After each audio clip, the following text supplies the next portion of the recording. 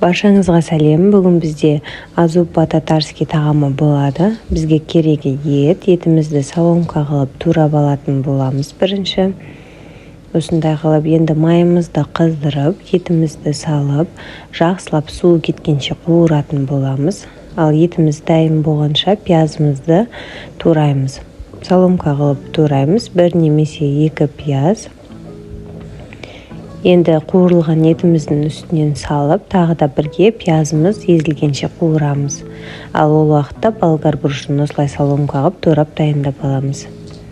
Етіміз қуырылып жатыр. Енді томатымызды бір ыдысқа салып, үстінен су құйып, жақсылап араластырып алатын боламыз. Енді қуырылған етіміздің үстінен болгар бұрышын салып, жақсылап араластырып, 2 минуттай қуырып аламыз. Одан соң томатымызды саламыз.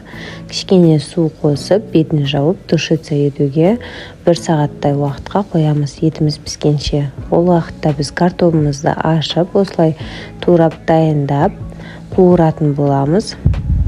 Майдың асты міндетті түрде қатты қызған болу керек. Огурцы мен чеснокты дайындап қойдым, турап.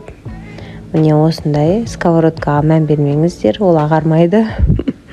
Міне уже қайнады, етіміз пісті. Енді огурцымыз бен чесногымызды және де картопымызды салып, тағы да 10 минутқа тушить етеміз. Міне осындай дәмді болып шықты.